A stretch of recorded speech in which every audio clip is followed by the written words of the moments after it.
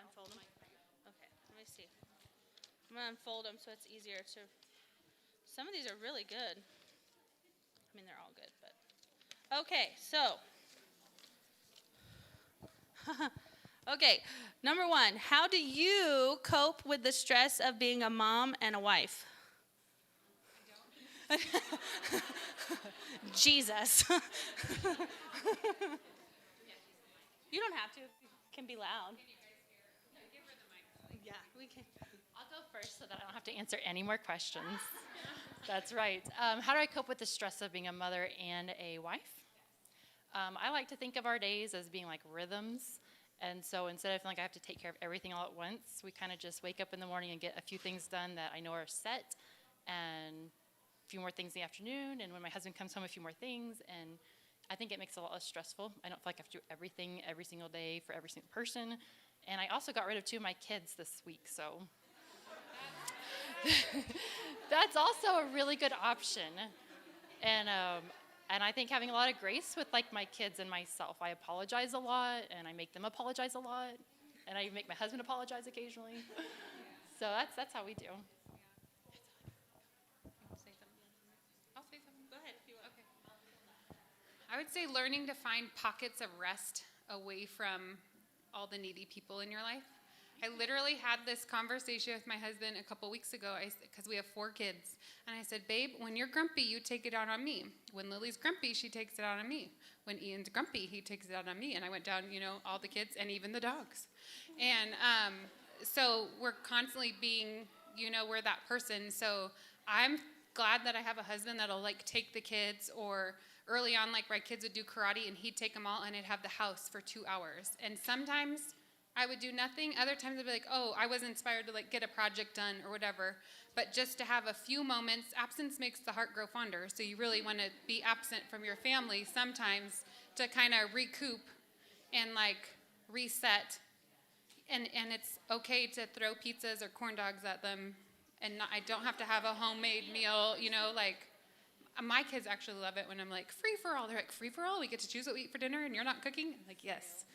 So I just finding those pockets of rest, or find out too what is your rest, like what's restful to me might not be to somebody else. Like last summer I painted the exterior of our house and that was restful to me because it was mindless, where somebody else might want to be reading a book. That's not restful to me. So finding like what is rest to me and how I can get it. You want it? Okay. Kind of what she's saying, like I find like my hobby that I go work out, and that's how I do stress, but that's not distressing for someone else. But also, like, we mess up a lot. I have to apologize a lot, like you're talking about. Like it's not we're like everybody else. Like we're not handling it well either. It's just learning to acknowledge when you mess up and work and you communicate and apologize. But yeah, you have to make time for the things that help you relax. If it's a walk and spending, it sounds cliche, but really spending the time with the Lord. Like somehow, I don't know how he does it, but he really does bless that. When we take the time to give to him, somehow it gives back. And I don't know how it works, but I found even when I'm the busiest, but I give him the time, somehow he gives it back. And I don't know how it works. It really is, it's a miracle. But when I neglect that, I can tell. But when I do it, I'm like, somehow this day went better. So yeah, we're the same, but find the things that, and God can show you what helps. Don't feel guilty about letting your kids watch a TV show so you can have 30 minutes with Jesus. Right. That's true. That's true. Because I'm like that. Like, I'm like, no, they can't have TV. They can't have junk. They like, it all has to be, but it's not sustainable. All of those things I would add. And I would also say it's okay to create boundaries too. That's a hard one for women to do sometimes, and create just those boundaries. But it's needful in our life, and it's okay to do. So create the boundaries that you need to set, and then stick with them. And it's, there's always like emergencies or unexpected circumstances that may, mess those things up. But it's okay to have those routines and those boundaries and those rhythms. One example, I homeschool my kids.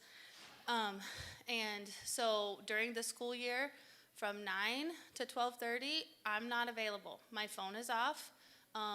the only calls that come through are my husband and like my family, like my mother-in-law and stuff like that.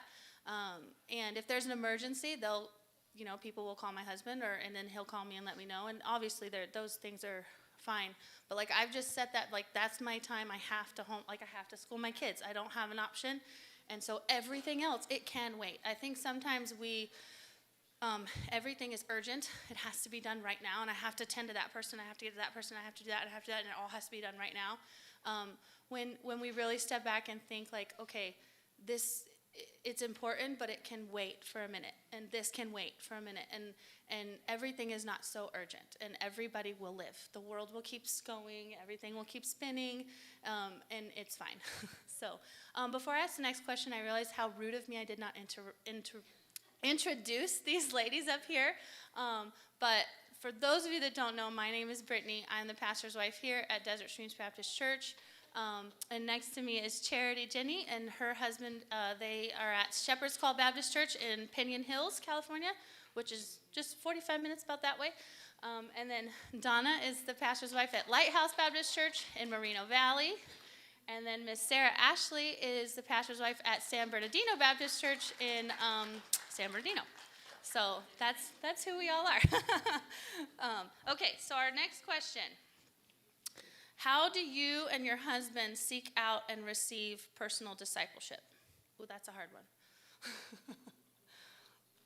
I would say for me and my husband is having relationships like these. They are so key. When we moved here, we didn't know anybody at all.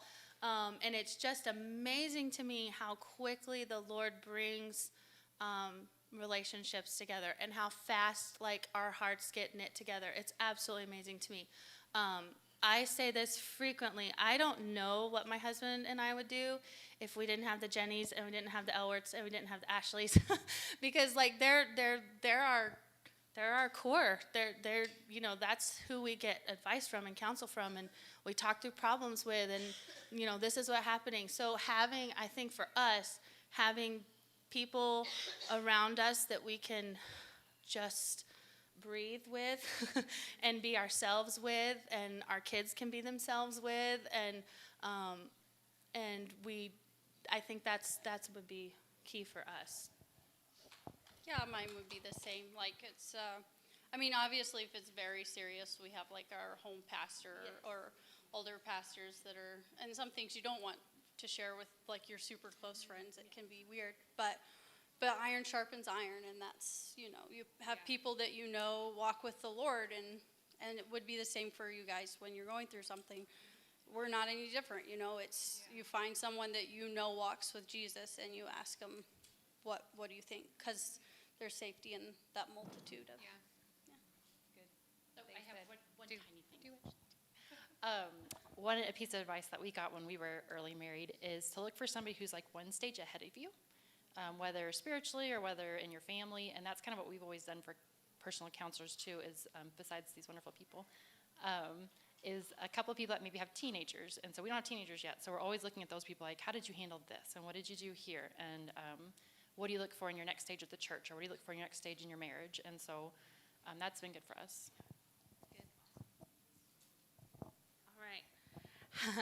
How do you motivate ladies to participate in any church event? Mine don't get a choice. No. Just kidding. I think, every pastor's wife probably, I've been blessed with some very, very wonderful ladies here. They get behind me 100%. And most of them do all the time. I don't really have to, but I think when people see an event and they see like when they see visitors come and when they see, I think that is motivating too. Like, oh man, I want to be a part of that. And so just, yeah, and when it's not like a burden to you, it won't be a burden to them. Find the joy in doing everything, setting up tables and moving chairs and scrubbing toilets. There's something to be thankful for in all of that, because there's people coming to your campus that maybe aren't saved. They've never been to church before, and we're doing all of this for them. Because if one person accepts Christ, all of it's worth it, you know. So, and just making it fun for them, I think would be. I would say you are closest to those that you serve with. And the reason that these ladies in this room that came with me today are some of my closest friends is because we've served God together. And people will see us, oh, you guys are so close. Why are you guys so, well, we've done this and that together, and we've made memories. Was it a year or two ago that we just cleaned out all the sheds in the church? And I was like, that was such a fun day. And we were cleaning and organizing, you know? And it's just like, you know how like sometimes you always want that friend to come over and help you clean your house together because you're like, I'd be so much more productive. I just wanted somebody to talk to while I do dishes. It's the same thing with serving Jesus. So, and just making it bonds us together, and it knits your heart together, and people are going to see that, and it becomes kind of contagious. Like, oh, I want to join in on that. Am I right? Did I answer it correctly, Trish? Just kidding. Say it. Anybody else? I don't know. Okay. All right. Okay. As an introvert, how can I help ladies in their walk with God and help them get involved in ministry?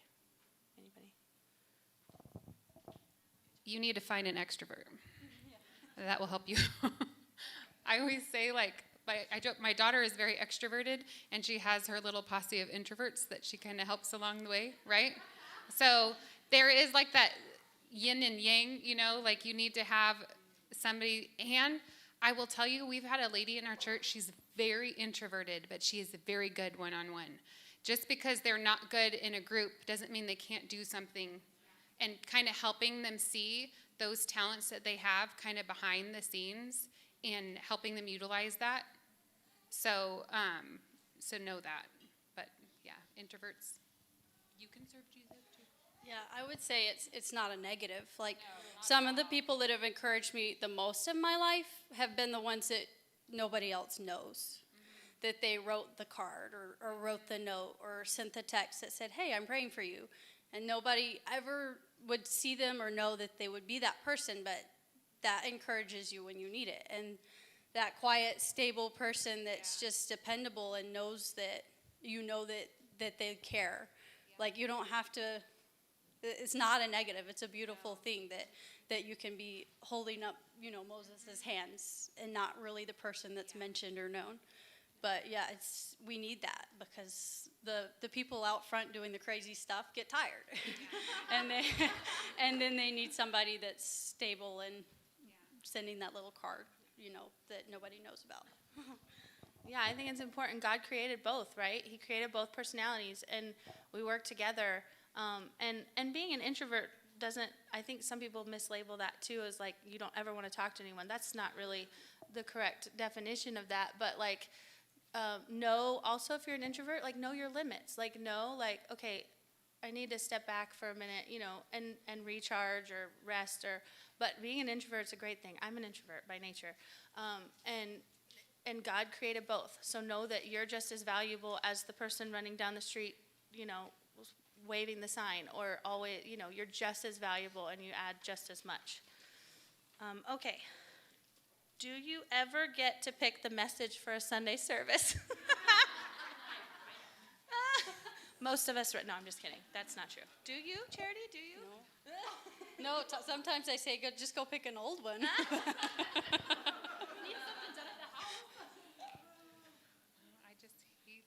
We're not going to admit that. No, I don't.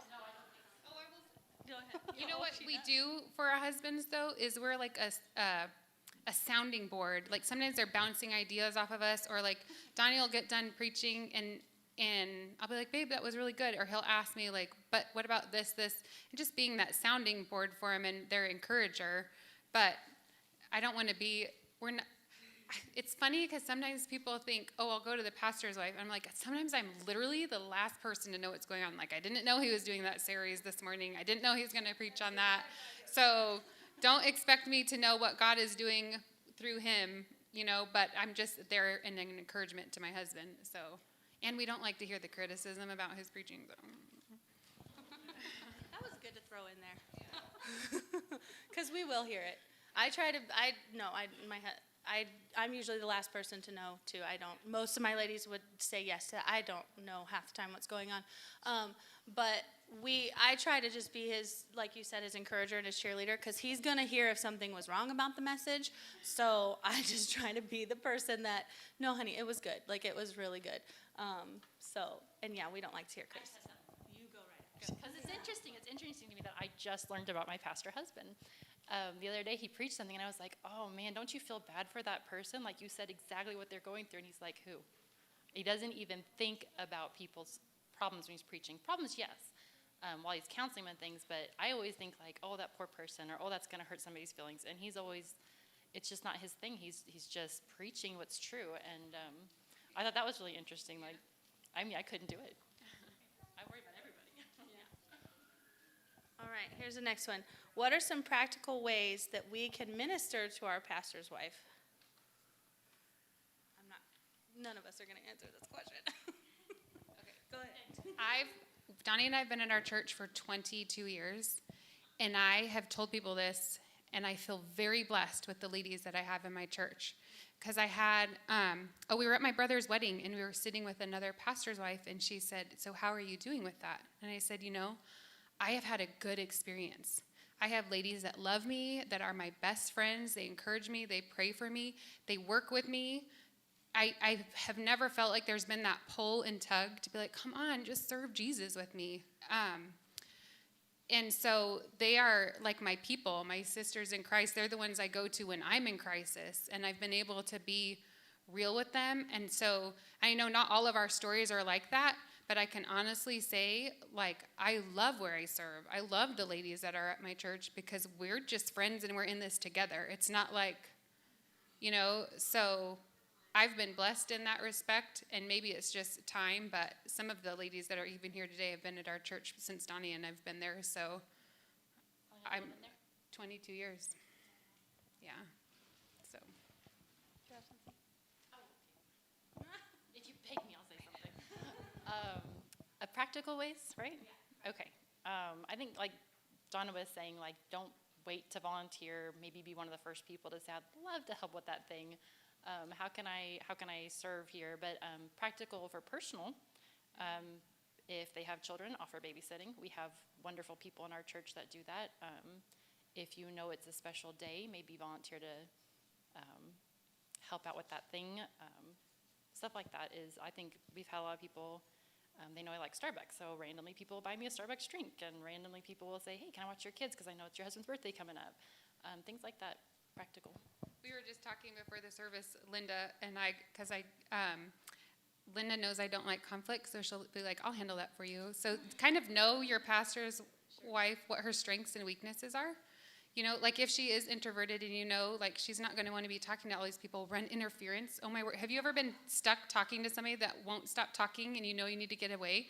I've had ladies that they know, I'm going to, hey, how are you? And I can like get away. So kind of like seeing those needs, like I'm going to run interference or I'm going to handle this for them and just communicating with them. So. Trish comes up, we know to stop. I think we would all say we just want to be treated like you would treat any other sister. I mean, we're on the same level at the bottom of the cross. We're sisters, so treat us like your sisters. I fight with my sisters. I like Donna. I've been blessed so much here with the ladies at my church, and one of the biggest things I think for me that they do is they love me and they love my kids, and so they're very forgiving of my children, realizing that they're just children, and they love me and they forgive me. And so I think that's been one of the biggest things is just know that your pastor's wife is growing too, and she doesn't have it all figured out and she never will. And that's okay because we're all growing and we all grow at different rates and we all grow at different times and the Holy Spirit deals with us all differently. And so we just need to be gracious and loving towards each other and realize that, see, she has problems with her kids too. Her kids don't listen to her either, so we're all in the same boat. And like Charity said, the ground is level at the cross. And so we need just as much prayer and advice and counsel and love and grace as you do. And so, just. Yes. I will say being safe. There have been times that let's just face it, there are some Sunday mornings I am not being spiritual, I'm being heathenistic. And I'm just not walking, I've just had a bad morning, whatever. And being able, I have certain ladies I can be like, I'm sorry, I'm just having a bad attitude about this. But it's safe, and I know it's not going to be like, oh, our pastor's wife is having another bad attitude today. They're just like, okay, they kind of let me get it off how sometimes you just let me just get it off my chest and I'll be fine to move on. And they're safe, and it's not going to go beyond that or be turned into something bigger and traumatic, they're just like, okay, yeah, we got you. We've been there. And because we are there, I'd like to say that every Sunday morning, I am just like, my husband does that. I was like, no, I tell people, I'm like, we come to church on Sundays because Satan comes to our house. And so sometimes I'm just finally getting to church after roping all this or different things going on. And we're dealing with those struggles just like you guys are, and being able to be real with that person next to us and be like, I don't have it all together this morning, and please don't judge me for being judgmental. So just be safe so that we know when we do have those breakdowns with you, we can feel safe telling you. We didn't lose our only friend. Yeah, exactly. Okay, last one. Hold on, wait. Maybe two. Okay. How you manage your time to prioritize your time with Jesus in the middle of being everything. We're not perfect at it. We're not perfect at it. I know for at least me, it's a struggle. I've got 4 kids, 11, 9, 7, and 2 going on 20. And my ladies know she is a force to be reckoned with. And it's hard. It's not easy to prioritize that time sometimes. And different seasons of life, I know a lot of older ladies that are farther along than me can say your seasons change and things are going to be different in 10 years and 5 years and 20 years, that are not now. And I think that the wonderful thing about the God we serve is he meets us where we are. And he knows what season of life you're in right now. He knows if you've got infants and toddlers and you've got that's a very busy, stressful season of life, and he knows that. And he knows if you've got teenagers, and that's a whole nother ball game of life. God meets you where you are, and I think that your desire and your efforts to spend that time with him, whether it's praying over the dishes while you're washing them and you're just praying, or listening to your Bible while you're doing laundry, or whatever it is that you need to do, I think he knows that, he sees that, and he blesses that. It's not always going to be my cup of coffee and my 5 books and I'm going to spend an hour. That's great, and that can happen, and it needs to happen sometimes, but that's not realistic for every day for some people right now. It depends on what season. And so just do your best. God knows your intentions, your motives, your heart. And if you, I think Charity said earlier, if you got to sit your kids in front of a tablet for 30 minutes, then that's fine. It's okay. You're still a good mom, and everything's going to be fine. They'll be okay, so that you can get that time. I think that's important. Keep going. There is nothing in the Bible that says you have to spend a certain amount of time every day. There's this word meditate, so you can literally just have one verse in your head and meditate on it throughout the day. There's going to be some days that I do get that chunk of time, and then there's some days, that just you don't. But sometimes I think we set ourselves up for failure by saying, okay, I'm going to read the Bible through in a year, and I'm going to do all this, and then we start not being able to do it, and we just think that we're a failure because we're not doing it. But God is relational. He wants to have a relationship with you. And you think about your relationships with other people in your life, whether it's your mom or your friends, sometimes we get more chunks together. Oh, and I love it when I get a weekend at my mom's house. But other times it's just like a quick phone call. How are you doing? And I think it's the same thing with God. He just wants a relationship with us. So that means when I am struggling today, I can be like, Lord, I'm not having a good attitude today. Can you just help me? And praying without ceasing, it's not like I have to be on my knees before him to pray. I can pray while I'm driving, which I do a lot. I can pray while I'm just doing whatever.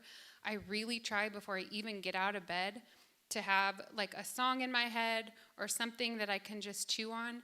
And I try to have my time in the morning with my coffee. It doesn't often work out, or sometimes mentally we're not able to read a chunk of the Bible because our brains are going so many different places. So just, are these standards coming from man saying, do this, this, and this, and you'll be a good Christian? Or are they, we need to be looking to God and being like, I just want a relationship with you. So what does that mean? And not to worry about what everybody else is doing, or who's getting a certificate for going through the Bible in a year, or who's doing this. And then knowing like, there will come a day, like I've told my mom, like, I'm so sometimes jealous that you get all this time. She has a prayer room, a whole room dedicated, but she doesn't have the distractions, you know, and someday I will get that. But right now I take advantage of the chunks that I get, and I'm thankful for them, and just know, and every day is a new day that we can try again, and just let yourself have a relationship with God, and not, and just, does that make sense? Like, it's very relational.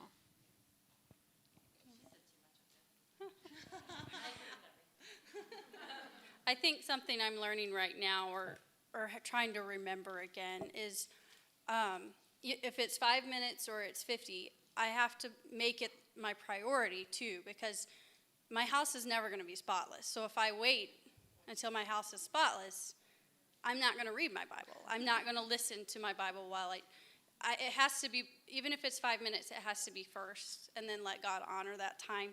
And I mean, it literally can be 5 minutes, but it has to be a priority. Because why is it so important for me to do everything else, but not give, I couldn't do that with any other person in my life, like ignore them for months, a year, not give them the time of day to just say, hi, what do you want to talk about? Like, you can't do that with anyone else. So even if it is just, I turn on my Bible reading while I'm washing dishes, or I sit down and read one chapter, or I listen to a devotional on Alexa. It can be anything like that, but he needs to have some, he should be the number one priority. And if I have to have every other thing in my life done first, then those things are more important to me. And it will never happen, because Satan and our flesh will always find something we'd rather do. So it can be practical things like, I'm not going to watch my TV show if I haven't given God any time today. You know, I'm not going to read my favorite book if I haven't God hasn't had any time. Maybe I don't need to go take the kids to the park. They can run outside. If I haven't, you know, that's what I need to learn, and I think we all do. Because we have something that we can trade, and it's just training our mind to be like, doesn't have to be an hour, but he deserves some attention. And the more we do that, we'll see him bless it. You know? So. Yeah. That was good. I had a thought, and now it just escaped my head. And I think, like, we live today in such, like, we have the Bible at our fingertips, like, literally at our fingertips. Like, we have no excuse. Like, I think sometimes we set ourselves up for failure, too, because we have to meet, like, all these standards of what a good Bible study is, and we just set ourselves up to fail. Like, there's no excuse why we shouldn't be able to listen. You can listen to your Bible on your phone, on your I mean, we have it everywhere, accessible everywhere. And like Charity was saying, just making that the priority, you know, and it can be in so many different ways, like listening to the Bible, or listening to worship music and singing, or just being in prayer, or just being quiet, like just sitting still and listening. And it doesn't have to be perfect, you know. There's quite a few days where I'm reading my Bible with my 2-year-old on my lap, and I'm trying, you know, and that's okay. Like, that's okay, because she needs to know that it's important too. Like, I don't have to, and my kids, you know, are running around, and that's okay too. Like, God meets us where we are. Sure is put on people to get up really early. Like, if you don't get up early and do it first thing, you got to get up 3 hours before your kids do, and like, some people, that just doesn't work. And that's okay. Like, know who you are. I'm naturally a night owl. I don't like mornings. Mornings are terrible. I hate them. And I know that about myself. Like, I get more things done after my kids go to bed till like it is rare that my husband and I are in bed before midnight. Like, it's rare. We're both night owls. We get so much done at night. But some people aren't like that. They like the mornings, and that's okay. So, like, know your personality, know your rhythm, and know that God doesn't require you to do it at a certain time of the day or he just wants the time. That's all he wants. He just wants the time. So I think that was it. So thank you, ladies. I really didn't give them a choice. I just did this, but we're gonna start our next session, our final session. Okay? Yeah, we can take them and just put them down there. And I'll take it. You got it? Okay. All right. Give us just a minute while we start that. If you won one of the first games, can you come let me know? I want to make sure your name gets in I know Miss Rosemary's I put in there, but Karen, you and your daughter, I need to write another thing.